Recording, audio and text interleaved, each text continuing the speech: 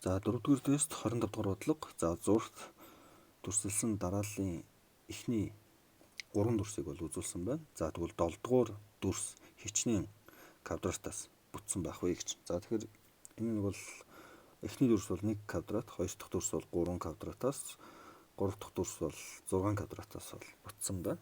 За тэгээд дараагийн дүрс бол ямар хэдэн квадратаас бүтсэн байх вэ гэдэг нь бол зураад үзчихье тойрон байдлаар.